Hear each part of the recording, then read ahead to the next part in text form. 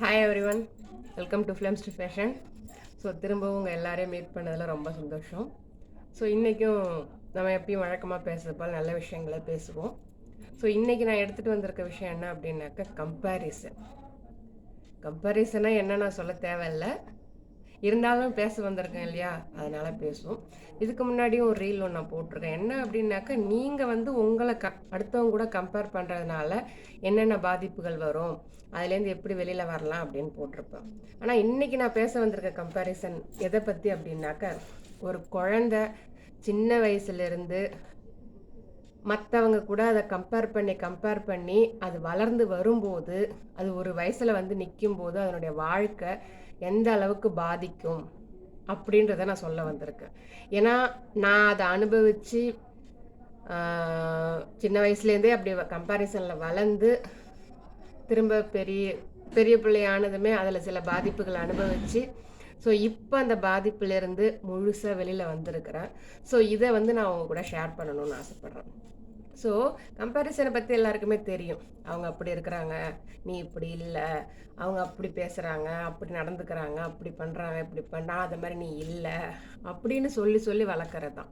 So அந்த மாதிரி வளர்க்குறதுனால ஒரு குழந்தைக்குள்ளே என்னென்ன பாதிப்பு ஏற்படும் தெரியுமா? சின்ன வயசில் அந்த பிள்ளையால் ஏற்று கேட்க முடியாது. நான் ஏன் அப்படி இருக்கணும் அப்படின்னு அந்த பிள்ளையால் ஏற்று கேட்க முடியாது. கேட்டாலும் அதுக்கான சரியான பதில் இருக்க அந்த பிள்ளை வாயை அடைச்சிடுவாங்க. என்னையும் அந்த மாதிரி தான் அடைச்சாங்க.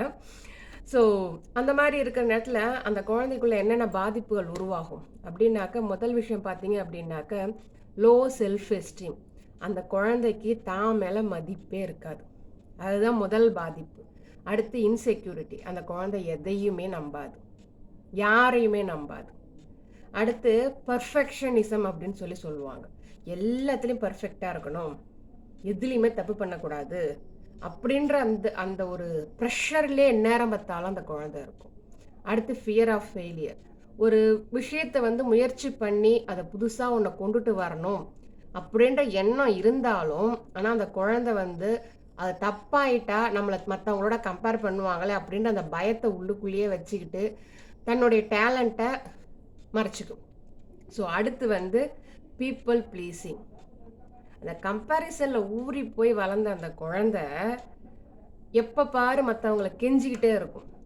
ஒரு அன்பு காட்டுறதாகட்டும், ஏதோ ஒரு விஷயத்தாகட்டும், தன்னுடைய சொந்த மதிப்பை உணராமல் போய் எல்லாட்டையும் கெஞ்சிக்கிட்டே இருக்கும். அது பீப்புள் ப்ளீஸிங் அப்படின்றது தான்.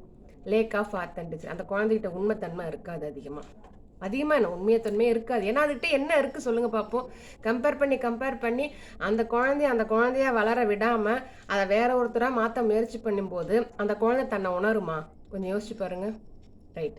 நெக்ஸ்ட் வந்து பிட்டர்னஸ், ரீசென்ட்மெண்ட். அப்படின்னாக்க அந்த குழந்தைக்கு வந்து கம்பேர் பண்ணும்போது ஏதோ ஒரு பண்ணியிருக்கும், அந்த குழந்தை பண்ணும்போது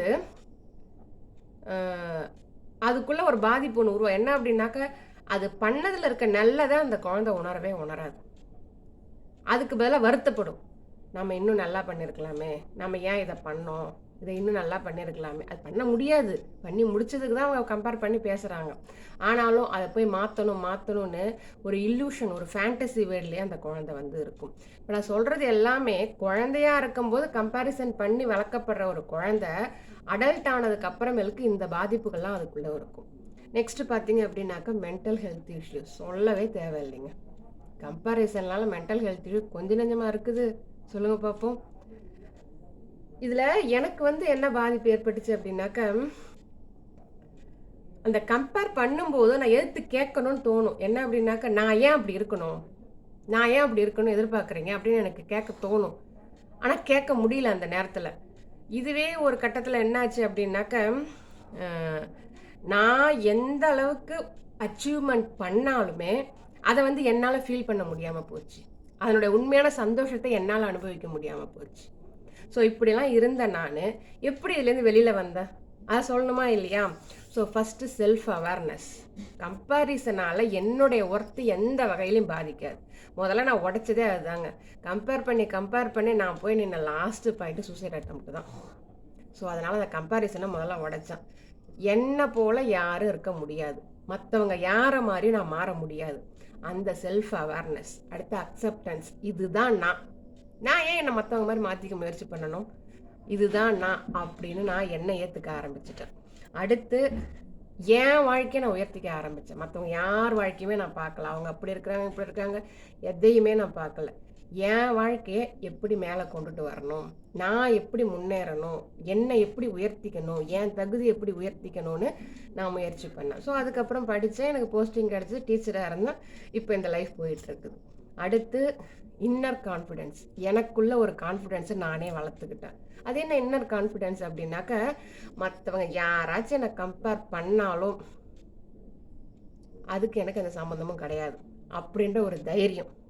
நான் தான் என்ன நீ மற்றவங்க கூட கம்பேர் பண்ணுறது எப்படி தெரியுமா இருக்குது? நாய்கிட்ட போய் குயில் எப்படி கூவுதுன்னு பாரு சொல்கிறதும், குயில்கிட்ட போய் நாய் எப்படி குலைக்குது பாருன்னு சொல்கிறதுக்கும் சமம். ஸோ இது சொன்னேன் நான், ஒரு தடவை சொன்னேன் நான், என்னை கம்பேர் பண்ணி பேசினவங்கள்ட்ட இதை நான் சொன்னேன் நான். அதுக்கப்புறமேலுக்கு அந்த கம்பேரிசன்றத நான் எப்படி சொல்கிறது, ஏற்றுக்கவே இல்லை. என்னை யார் கூட கம்பேர் பண்ண கண்டிப்பாக ஏற்றுக்கவே மாட்டேன். அந்த அளவுக்கு நான் தைரியத்தோடு வந்துட்டேன் நான். அடுத்து எக்ஸ்டர்னல் வேலிடேஷனை கட் பண்ணேன். மற்றவங்க யாருங்க வந்து நம்மளை வேலிடேட் பண்ணுறதுக்கு, நீ வந்து இப்படி இருக்கிற அவங்க இப்படி இருக்கிறாங்க அப்படின்னு வேலிடேட் பண்ணுறதுக்கு மற்றவங்களுக்கு என்ன உரிமை இருக்குது? அவங்கள வந்து உங்கள் வாழ்க்கையை வாழ போகிறாங்க, அவங்கள வந்து உங்களை நிமித்தி விட போகிறாங்க, அவங்கள வந்து உங்கள் வாழ்க்கையை சீரமைக்க போகிறாங்க. நீங்கள் தானே பண்ண போகிறீங்க, உங்கள் வாழ்க்கையை நீங்கள் தானே உயர்த்திக்க போகிறீங்க, நீங்கள் தானே சரி பண்ண போகிறீங்க. மற்றவங்க யார் வந்து என்னங்க பண்ணுவாங்க? ஒன்றும் கிடையாது. அந்த எக்ஸ்டர்னல் வேலிடேஷனை முதல்ல கட் பண்ணுங்கள். அதையும் கட் பண்ணேன். Next mindfulness present. அதாவது போனதை பற்றி நான் யோசிக்கவே இல்லை. எல்லாம் நடந்து முடிஞ்சிருச்சு, இதுக்கப்புறம் நான் எப்படி இருக்கணும், இந்த ப்ரெசண்ட்டில் நான் எப்படி இருக்கணும் அப்படின்னு நான் நினச்சிக்க ஆரம்பித்தேன். அடுத்து கிராட்டிடியூட். என்கிட்ட என்ன இருக்குதோ அது எனக்கு ஆண்டவன் கொடுத்தா வரும். அதுபோல் மற்றவங்கள்ட்ட இருக்கா இல்லையா அது எனக்கு தேவையே கிடையாது. ஸோ என்கிட்ட என்ன இருந்துச்சு, அது சூசைட் அட்டெம்ப்ட் போகிற என்கிட்ட இருந்தது என் உயிர் மட்டும்தான், கைகள் உடம்பு இது மட்டும்தான் இருந்துச்சு. ஸோ அதை வச்சு என்ன பண்ண முடியும்? வாழ முடியும், கண்டிப்பாக வாழ முடியும்னு தைரியம் வந்து போச்சு எனக்கு. ஒரு வேளை நான் செத்துருந்தேன் அப்படின்னாக்கா கவிதான்னு ஒருத்தி இந்த உலகத்தில் இருந்திருக்கவே மாட்டா, நான் உங்க முன்னாடி பேசியிருக்க மாட்டேன், என்ன இத்தனை பேருக்கு தெரிஞ்சிருக்காது. ஆனால் அதுலேருந்து தாண்டி வந்த பார்த்தீங்களா, அதுதான் லைஃப். ஓகேவா? ஸோ வெளியில் வந்துட்டேன். ஸோ இது எனக்கு கடவுள் கொடுத்தா வரும். என்னோட நன்றி உணர்வை நான் கடவுளுக்கு சொல்லிக்கிட்டே இருக்கிறேன். அடுத்து கடைசியாக இதுதாங்க ரொம்ப முக்கியம், ஃபர்கிவ்னஸ் அண்ட் ரிலீஸிங் பெயின். என்னை கம்பேர் பண்ணி வளர்த்தாங்க பார்த்தீங்களா, அவங்க மேலே எனக்கு கோவம் இருந்துச்சு. ஆனால் அதன்படியே வாழவும் செஞ்சேன்தான் இல்லைங்கள. அதுக்கப்புறமேலுக்கு ஒரு கட்டத்தில் சரிப்போ அவங்களுக்கு தெரிஞ்சது அவ்வளோதான், அதனால தான் நம்மளை அப்படி வளர்த்தாங்க, விட்டுட்டு போங்க, இனிமேல் என்ன பண்ண முடியும்? இப்போ நீங்கள் இருக்கிற நிலமை, நீங்கள் எப்படி இருக்கீங்க, நல்லா இருக்கீங்க இல்லையா? இதுக்கப்புறம் அதை நினச்சி என்னங்க ஆக போகுது? விட்டுருங்க, மன்னிச்சு விட்டுருங்க. அந்த வலியை அப்படியே விட்டுருங்க, தப்பே கிடையாதுங்க. அதான் நான் சொல்லுவேன் நான். நீங்கள் அதை பிடிச்சி வச்சுருக்காதீங்க, மன்னிச்சுக்கோங்க. அதாவது அந்த கம்பேரிசனில் நீங்கள் உங்களையே வச்சுருந்ததுக்கும் மற்றவங்க உங்களை கம்பேர் பண்ணி வளர்த்ததுக்கும் மன்னிச்சு விட்டுருங்க. அந்த காயத்தை, அந்த வலியை விட்டு தள்ளிடுங்க. ஓகேங்களா? அதுக்கப்புறமேலுக்கு நீங்கள் அந்த பக்கம் போக வேண்டிய அவசியமே இல்லை, உங்கள் லைஃப்பை நீங்கள் பார்க்கலாம். ஸோ இதுதாங்க கம்பேரிசனால், ஒரு குழந்தைய கம்பேர் பண்ணி வளர்க்குறதுனால ஏற்படக்கூடிய பாதிப்புகள் இதுதான். அந்த பாதிப்புகள் எனக்கும் இருந்துச்சு. அந்த பாதிப்புலேருந்து நான் இப்படி தான் வெளில வந்தேன்.